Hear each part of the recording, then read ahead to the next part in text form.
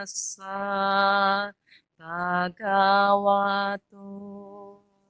arahato sama sambuddhassa. Namo tassa bhagavato arahato sama sambuddhassa. Namo tassa bhagavato arahato sama sambuddhassa. Selamat malam para upasaka dan upasika. Selamat berjumpa. Perjumpaan kita kali ini atas prakarsa dari Wihara Lokasanti Medan dengan topik perbedaan yang dermawan dan yang tidak dermawan. Sekarang mari kita kilas baliklah perjalanan dan pengalaman hidup kita, di mana kita sering melakukan tindakan-tindakan di dalam keseharian kita. Sangat banyak tindakan yang kita lakukan melalui 3 pintu tentunya. Pintu pikiran, ucapan, dan jasmani kita ini. Tindakan-tindakan yang kita lakukan juga sering kita berinteraksi dengan orang lain dan banyak ragam, baik watak, perilaku yang bisa kita lihat, baik dari sisi diri kita sendiri maupun dari sisi orang lain. Jadi kita harus melihat dari 2 sisi, ragam watak, ragam perilaku. Tentu apa yang kita lihat ini untuk kemajuan gitu, untuk peningkatan ya, peningkatan ke arah yang lebih baik. Dan banyak wajah-wajah yang nampaknya tidak bertopeng. Wajah kita juga tidak bertopeng, tapi banyak wajah-wajah penuh sandiwara. Entah untuk kepentingan apa, karena untuk satu dan lain hal, wajah tidak bertopeng tapi dikemas sedemikian rupa, sehingga yang di dalam yang sesungguhnya apa, yang ditampilkan sesungguhnya apa. Dan itu seperti sandiwara, tapi kalau disebut sandiwara juga tidak tepat. Karena kalau sandiwara katanya yang namanya sandi tersembunyi, warah itu ajaran, jadi ada ajaran yang tersembunyi, ada pesan moral yang tersembunyi. Jadi kalau misalnya wajahnya dikemas sedemikian rupa untuk mengelabui, nah itu sebetulnya tidak tepat kalau disebut wajah-wajah sandiwara. Ini cuma ambil perumpamaan aja ya. Nah, jadi nggak heran banyak pernyataan-pernyataan yang bilang dan yang menyatakan bahwa dunia ini panggung sandiwara, katanya gitu ya. Berkaitan dengan topik kita yang mengambil topik mengenai dermawan dan tidak dermawan, tentunya berbeda ya. Nah, sekarang kedermawanan juga banyak jenis tindakan-tindakan yang dilakukan oleh orang-orang yang berkaitan dengan kedermawanan gitu.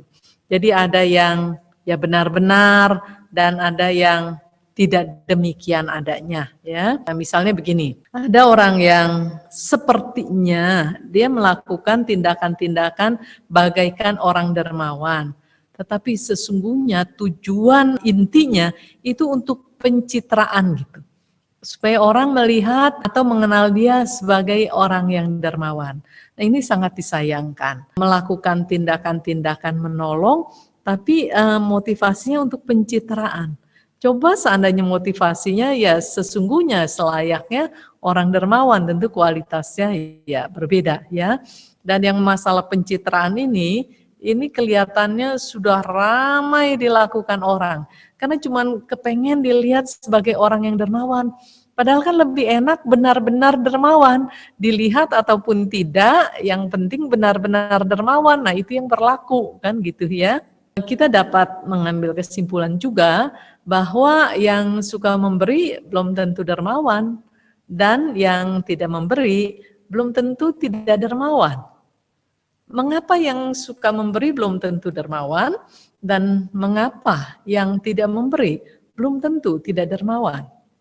Yang suka memberi belum tentu dermawan kalau itikadnya seperti kata pepatah, ada udang di balik batu. Ada tujuan-tujuan tertentu dari aktivitas memberinya itu gitu ya. Jadi dengan kata lain ada maksud-maksud tertentu untuk kepentingannya. Orang yang diberi atau ditolong malah dimanfaatkan untuk mencapai apa yang menjadi tujuannya.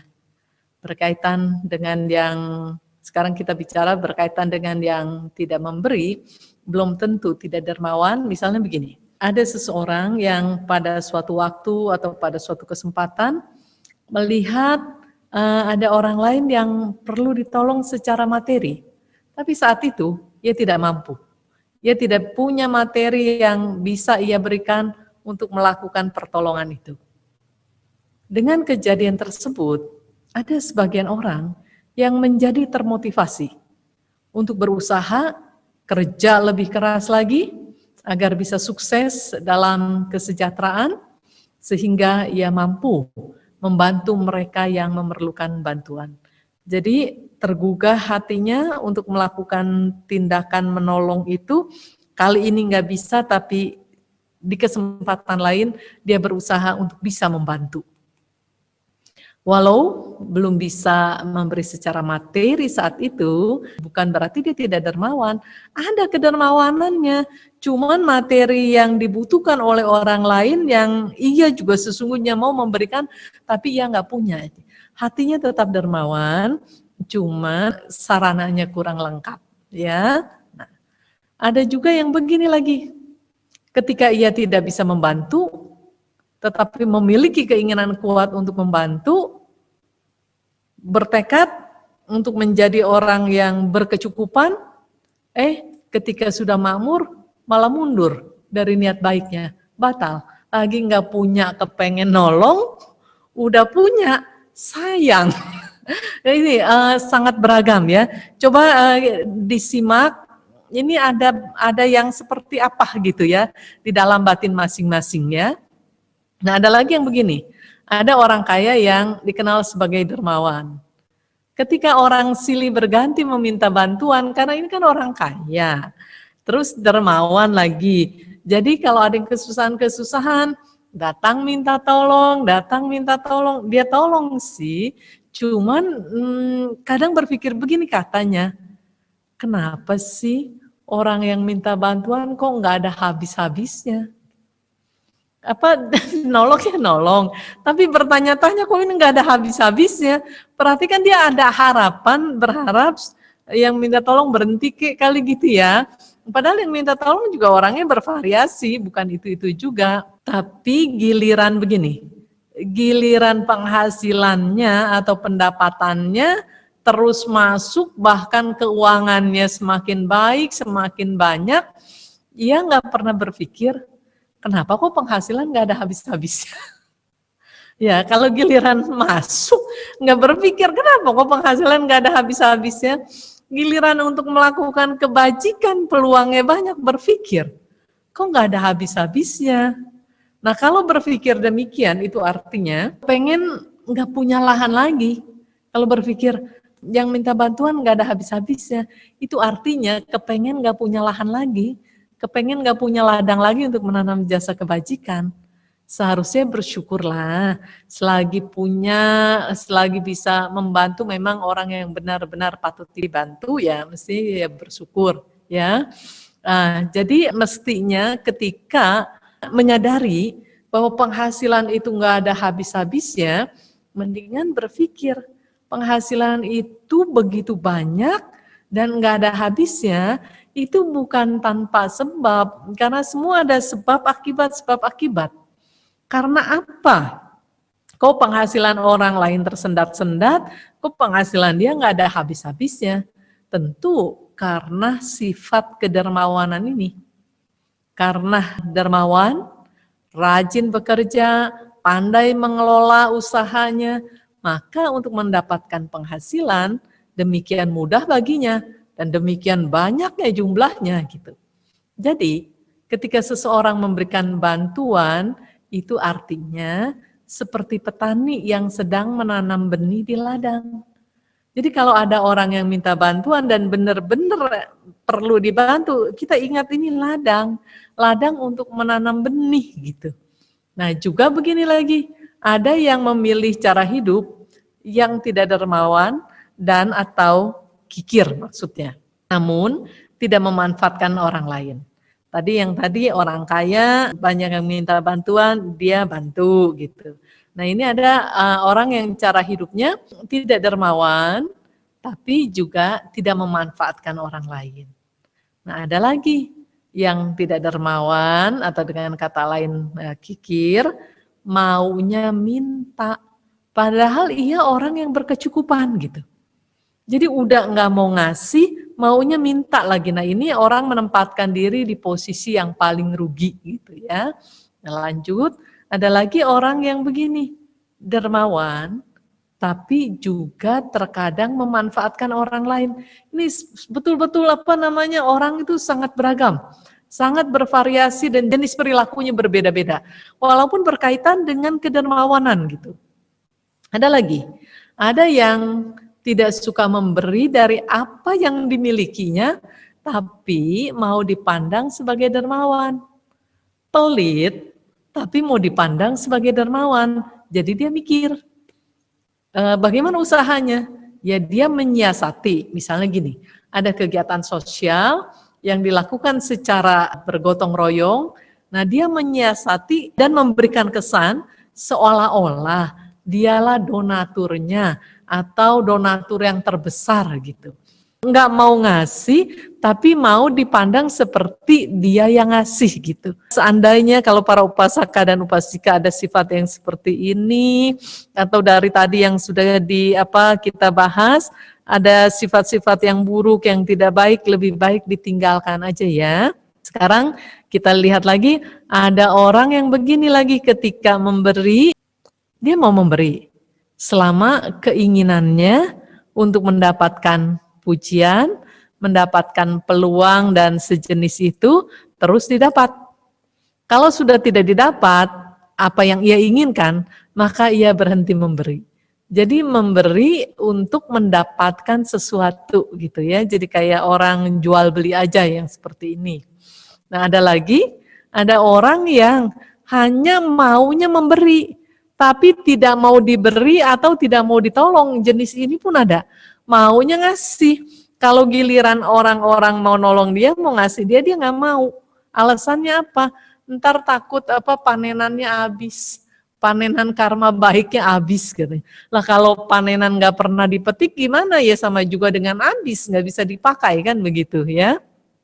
Nah ada lagi orang yang jenisnya begini. Semakin banyak ia dimintain bantuan, semakin bahagia dia. Semakin banyak orang meminta bantuan, semakin banyak dia bisa menolong, dia semakin bahagia.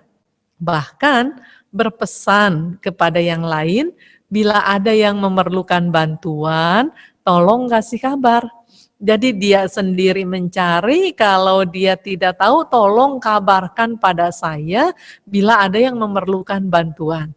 Nah ini luar biasa ini ya. Jadi para upasaka dan upasika berkaitan dengan kedermawanan ini masih banyak lagi ragamnya gitu. Jenisnya, cara-cara melakukannya, nampaknya dermawan tapi sesungguhnya tidak. Ada orang yang banyak melakukan perbuatan-perbuatan kedermawanan tapi tidak dikenal, tidak diketahui dia sebagai dermawan dan dia tidak keberatan. Ya, nah sekarang di antara orang-orang yang kita kenal maupun tidak kita kenal, ada orang yang sungguh-sungguh dermawan dan melakukan tindakan membantu atau tindakan kedermawanannya itu berdasarkan kemurahan hatinya, berdasarkan melepas serta tanpa ikatan. Setelah melakukan bantuan, orang-orang tidak harus melakukan apa-apa padanya gitu. Karena memang ia maunya melepas, ia maunya menolong dan tidak ada ikatan apapun. Ya, nah juga selain orang-orang yang seperti itu, di antara orang-orang yang kita kenal maupun yang tidak kita kenal, yang kikir juga ada. Atau bahkan mungkin yang kikir ini jumlahnya lebih banyak barangkali daripada yang dermawan, ya. Para upasaka dan upasika, sebagaimana yang kita tahu, hidup adalah pilihan. Kita mempunyai hak untuk memilih apapun, ya. Tindakan apa yang kita pilih, demikianlah hidup yang kita janjikan pada diri sendiri. Jadi sebaiknya jadilah orang yang benar-benar dermawan agar punya topangan yang baik dan cukup sehingga dapat hidup dengan baik, sejahtera, dan melakukan perjuangan untuk hal yang patut diperjuangkan, yaitu mencabut akar-akar kejahatan yang ada dalam batin kita masing-masing, loba, dosa, dan moha, keserakahan, kebencian, dan kebodohan. Sekarang para upasaka dan upasika sekalian, mari kita simak salah satu sutta yang tertulis di dalam Anguttara Nikaya, buku keempat, kelompok 5, poin 31 tentang Sumana. Pada suatu ketika, Sang Bagawa sedang menetap di Sawati di hutan Jeta, Taman Anathapindika.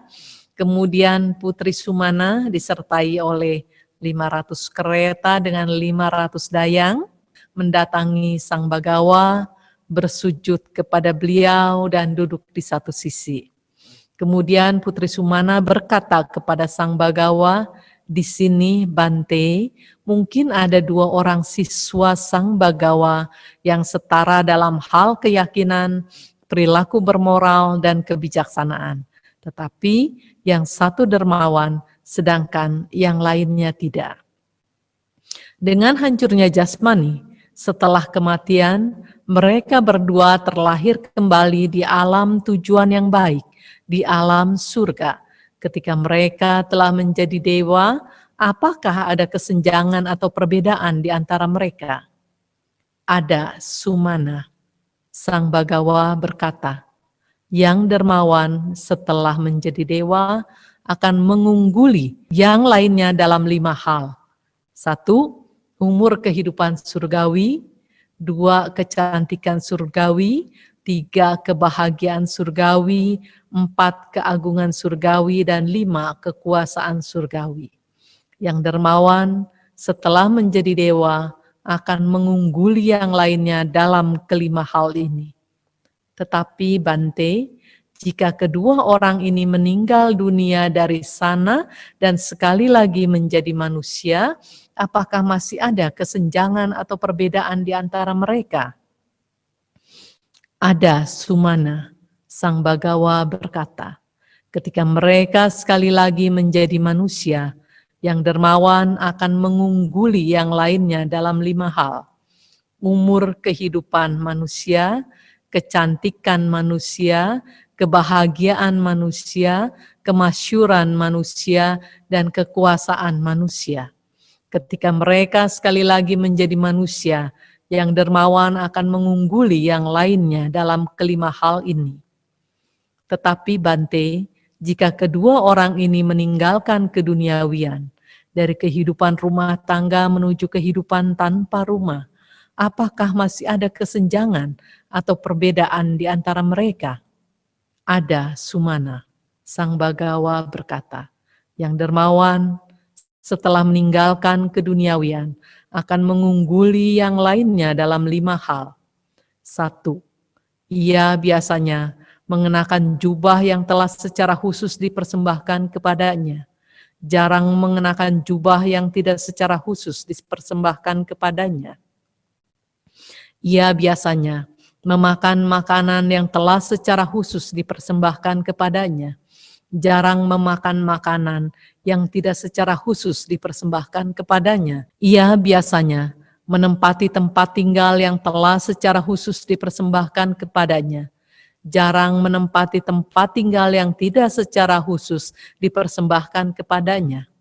Ia biasanya menggunakan obat-obatan dan perlengkapan bagi yang sakit, yang telah secara khusus dipersembahkan kepadanya. jarang menggunakan obat-obatan dan perlengkapan bagi yang sakit, yang tidak secara khusus dipersembahkan kepadanya. Teman-temannya para biku, yang dengan mereka ia menetap, biasanya memperlakukannya dengan cara-cara yang menyenangkan, melalui jasmani, ucapan, dan pikiran, jarang dengan cara-cara yang tidak menyenangkan. Mereka biasanya memberikan kepadanya apa yang menyenangkan, jarang memberikan apa yang tidak menyenangkan. Yang dermawan setelah meninggalkan keduniawian akan mengungguli yang lainnya dalam kelima hal ini. Tetapi Bante, jika keduanya mencapai kearahatan, apakah masih ada kesenjangan atau perbedaan di antara mereka setelah mereka mencapai kearahatan? Dalam hal ini Sumana, aku nyatakan, tidak ada perbedaan antara kebebasan yang satu dan kebebasan yang lainnya. Menakjubkan dan mengagumkan Bante. Sesungguhnya, seseorang memiliki alasan yang bagus untuk memberikan dana dan melakukan perbuatan-perbuatan berjasa. Karena perbuatan-perbuatan itu akan membantu jika ia menjadi dewa, sekali lagi menjadi seorang manusia, atau meninggalkan keduniawian.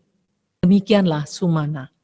Demikianlah Sumana, sesungguhnya seseorang memiliki alasan yang bagus untuk memberikan dana dan melakukan perbuatan-perbuatan berjasa, karena perbuatan-perbuatan itu akan membantu jika ia menjadi dewa, sekali lagi menjadi seorang manusia, atau meninggalkan keduniawian. Itu adalah apa yang dikatakan oleh Sang Bagawa setelah mengatakan hal ini yang sempurna menempuh sang jalan, sang guru lebih lanjut berkata sebagai berikut. Seperti halnya rembulan tanpa noda, bergerak di sepanjang lintasan di angkasa, cahayanya lebih cemerlang daripada semua bintang di dunia. Demikian pula, seseorang yang sempurna dalam perilaku bermoral, seorang yang memiliki keyakinan, lebih cemerlang karena kedermawanan daripada semua orang kikir di dunia. Seperti halnya awan hujan berpuncak 100, bergemuruh di dalam lingkaran halilintar, menurunkan hujan ke bumi, membanjiri dataran-dataran dan tanah rendah. Demikian pula siswa yang tercerahkan sempurna, yang bijaksana, yang sempurna dalam penglihatan, melampaui orang kikir dalam 5 aspek: umur kehidupan dan keagungan, kecantikan dan kebahagiaan, memiliki kekayaan setelah kematian. Ia bergembira di alam surga. Demikian sutta yang tadi sama-sama kita baca dari Anguttara Nikaya kelompok 5 poin 31. Nah, para upasaka dan upasika, sutta tersebut dikutip dari sutta sentral. Mengenai panjang umur, cantik atau berparas elok, bahagia, agung, memiliki kekuasaan, banyak orang yang menginginkannya. Semua ingin. Ya secara umum lah ya. Orang kepengen panjang umur, cantik atau tampan, paras elok maksudnya. Bahagia, agung, memiliki kekuasaan, memiliki kekayaan tentunya.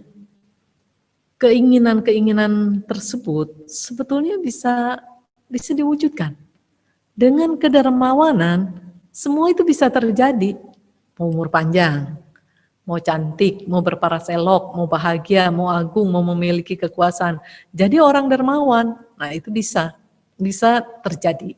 Jangan cuma begini, kepengen seperti yang tadi, tetapi tidak melakukan tindakan-tindakan yang mengandung jasa kebajikan, itu nggak bisa tercapai. Ya, dan kemudian lagi tentunya tindakan kedermawanan bukan ditujukan untuk seperti yang tadi panjang umur, cantik atau berparas elok, bahagia, agung, memiliki kekuasaan. Tujuannya bukan itu. Itu hanya sebuah hasil Proses dari sebab dan akibat. Mengenai tujuannya bisa ditujukan untuk apa yang kita mau gitu. Misalnya kita mau untuk mengikis atau menghancurkan akar-akar kejahatan. Nah, kekuatan dari hasil kedermawanan ini seperti umur panjang. Dengan umur yang panjang kita sebagai manusia nih ya, kita umurnya panjang, berarti kan kita mempunyai peluang yang panjang untuk berjuang di kehidupan manusia, mencabut akar-akar kejahatan yang ada di dalam diri kita. Kemudian dengan paras yang elok, dengan paras yang baik, ini lebih mendukung untuk orang lebih mudah berinteraksi, lebih mudah juga memberikan bantuan. Nah, kebahagiaan ketika sudah umurnya panjang, banyak orang yang senang hati. Karena kalau melihat orang yang parasnya elok dalam arti kata, wajahnya enak dilihat karena keramahannya, karena kelihatan ini orang yang baik, sehingga ketika orang berinteraksi, melakukan pertolongan apapun, katakanlah lebih mudah. Nah, belum lagi ketika kita melakukan perjuangan, mengikis kekotoran-kekotoran batin kita atau mencabut akar-akar kejahatan yang ada di dalam batin kita, ini melakukannya dengan bahagia gitu. Akan melakukan bahagia ketika sedang melakukan bahagia, setelah ada kekotoran batin yang tercabut, rasanya bahagia. Kita mengenali, kita mengetahui, oh yang ini udah kecabut, oh yang ini sudah lepas. Jadi ketika akan melakukan perjuangan bahagia, kita ketika berjuang bahagia, setelahnya juga bahagia. Terlebih lagi ketika melakukan dengan cara yang agung, dengan cara yang luhur, tentu kualitasnya berbeda. Memiliki kekuasaan. Kekuasaan akan apa? Kekuasaan akan hidupnya kita. Kekuasaan akan waktu. Ya kan banyak kekuasaan-kekuasaan, jenis-jenis kekuasaan. Katakanlah kekuasaan secara duniawi terhadap dunia luar, iya. Tapi terhadap diri sendiri pun kita mempunyai kekuasaan. Kekuasaan mengatur cara hidup yang baik, mengatur waktu yang baik, mengatur perilaku yang baik, kita bisa menguasai diri kita sendiri. Jadi para upasaka dan upasika, kedermawanan sangat-sangat membantu. Ya, dan kemudian lagi buahnya seperti yang tadi kita sudah baca di Sutta, buahnya bisa membawa kelahiran di alam dewa. Tadi kan di Sutta dibilang setelah orang ini meninggal, kemudian bisa lahir di alam dewa dengan memiliki keunggulan-keunggulan.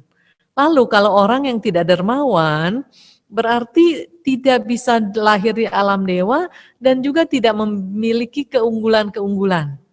Atau tetap orangnya baik, bermoral, memiliki keyakinan, bisa lahir di alam dewa tetapi tidak memiliki keunggulan seperti yang dimiliki oleh dewa yang sebelumnya ketika menjadi manusia ini dermawan, ya. Jadi kalau orang yang tidak dermawan, tidak memiliki keyakinan kepada tiratana, tidak memiliki keyakinan kepada kebenaran, dan perilaku-perilakunya lebih sering memanfaatkan orang lain, lebih sering mau merugikan orang lain, tentu itu jalurnya bukan lahir di alam dewa, lahir di alam-alam yang sebenarnya tidak dikehendaki, atau dengan kata lain lahir di alam menderita, kan begitu ya. Jadi ketika seorang yang dermawan memiliki keyakinan, memiliki kemoralan yang baik, setelah meninggal bisa lahir di alam dewa dengan segala keunggulannya. Ketika lahir di alam manusia demikian juga. Bisa memiliki keunggulan-keunggulan dibandingkan dengan yang tidak dermawan. Nah, jadi para upasaka dan upasika sekalian, setelah menjadi manusia, lalu memilih misalnya, mau berkehidupan berumah tangga atau kehidupan meninggalkan keduniawian. Ketika memilih kehidupan sebagai samana atau meninggalkan keduniawian, juga menikmati keunggulan dari hasil kedermawanan yang telah dilakukan. Jadi bukan hanya ketika sebagai perumah tangga aja bisa menikmati itu, pokoknya menjadi apapun tetap bisa menikmati keunggulan-keunggulan dari hasil kedermawanan. Jadi beda sekali dengan orang yang tidak dermawan. Kemudian lagi di dalam sutta itu juga dinyatakan bahwa kedermawanan itu akan membawa manfaat. Kita dikasih tahu kedermawanan akan membawa manfaat, baik sebagai kehidupan rumah tangga, di alam dewa, maupun sebagai pertapa, sebagai samana atau sebagai anggota sangha. Di sini seseorang sesungguhnya memiliki alasan yang bagus untuk memberikan dana dan melakukan perbuatan-perbuatan berjasa. Jadi sesungguhnya dari tadi kita mempelajari atau baca sutta tadi bersama-sama, di situ kita bisa menarik kesimpulan. Sesungguhnya seseorang atau kita memiliki alasan yang bagus untuk memberikan dana dan untuk melakukan perbuatan-perbuatan berjasa. Karena perbuatan-perbuatan itu akan membantu. Ketika di alam dewa, perbuatan itu membantu. Ketika di alam manusia, perbuatan itu membantu. Udah jadi manusia memilih kehidupan sebagai anggota sangha, kedermawanan itu juga membantu. Terus lagi, kan kita ini pada kepengennya begini.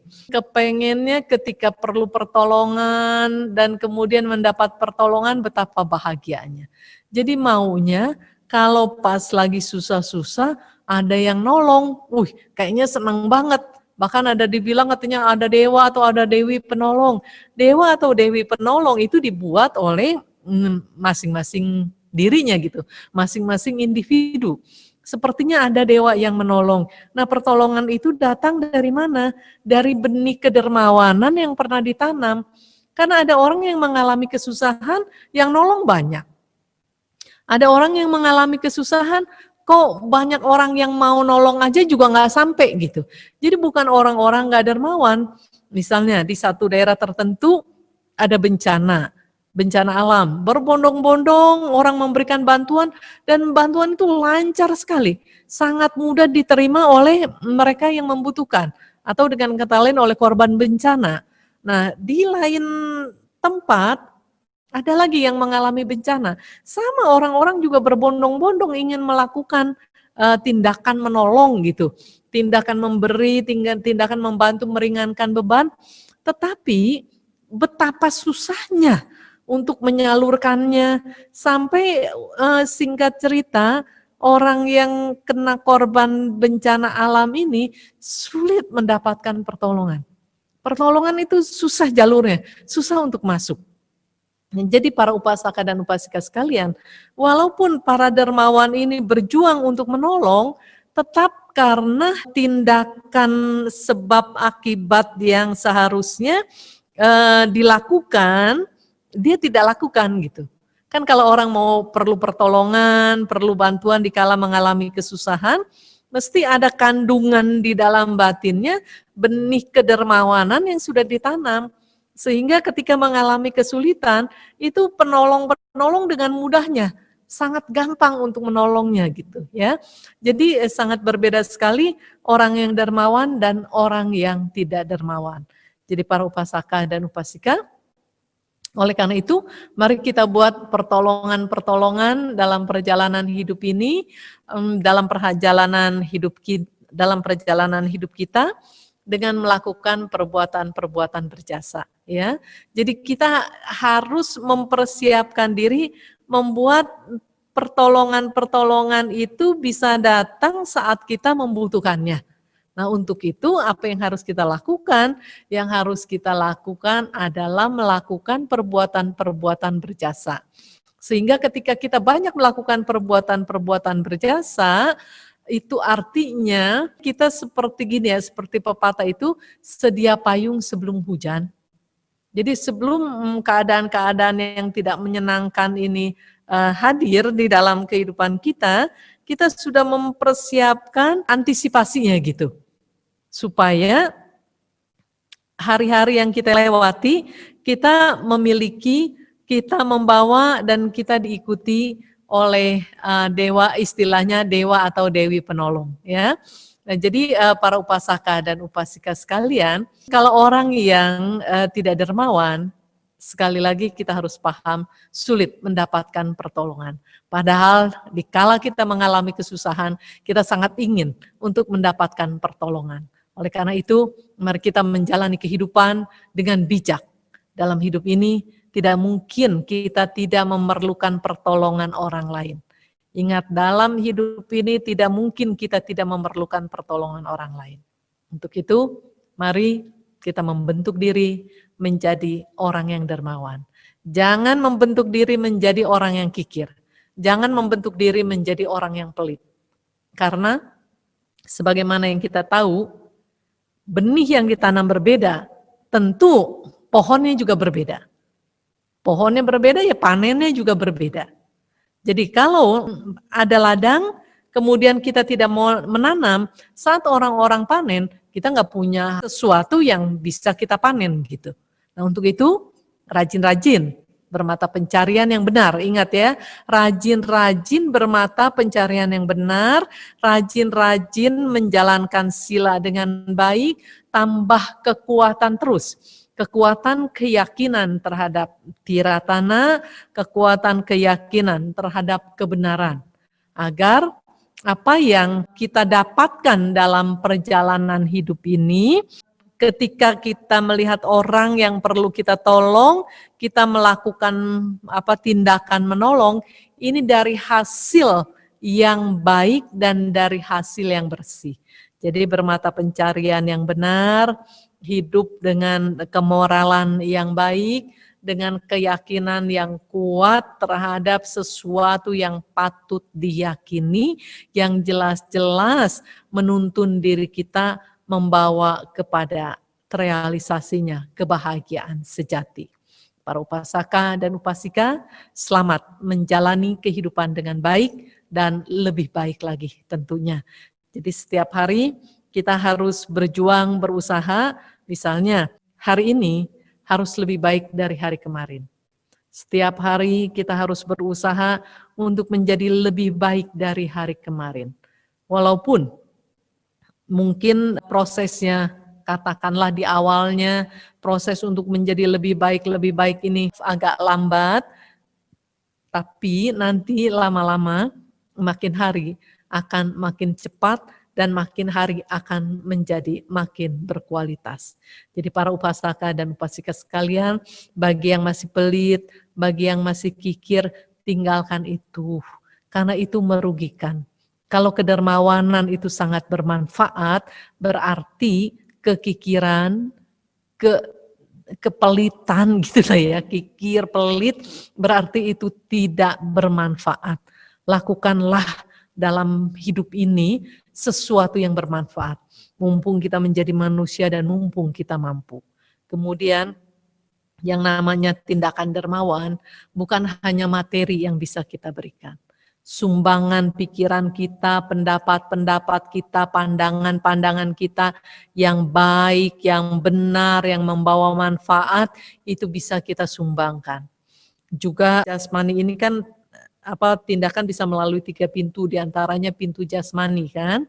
Nah dengan jasmani ini yang ada tenaganya, tenaga ini dipakai, tidak dipakai juga habis. Lebih baik ketika ada sesuatu yang bisa kita lakukan yang mengandung jasa kebajikan, tenaga yang ada ini kita pakai. Jangan sampai tenaga yang kita pakai ini habis dengan percuma. Misalnya begini, hari-hari kan kita kan makan, hari-hari kita makan, itu artinya kita punya tenaga kan, kita punya energi. Nah lalu kalau energi itu, tenaga itu kita nggak pakai, anggapnya kita nggak pakai lah, kita nggak menolong, kita nggak membantu siapapun misalnya, atau tidak melakukan tindakan-tindakan yang bermanfaat, besok juga kalau kita nggak makan, kan kita nggak punya tenaga. Itu artinya tenaga yang ada misalnya hari ini kalau nggak dipakai juga habis. Lebih baik tenaganya dipakai. Jadi para upasaka dan upasika sekalian, tindakan kedermawanan bisa kita lakukan dengan berbagai cara. Kalau kita memahaminya dengan baik, kita memahaminya dengan benar, manfaat dari kedermawanan ini, tentu kita mau berjuang untuk menjadi orang yang dermawan. Semoga para upasaka dan upasika sekalian, hatinya semakin kuat menjadi orang yang dermawan. Ya, selamat berjuang untuk menjadi manusia yang lebih berkualitas lagi. Terima kasih.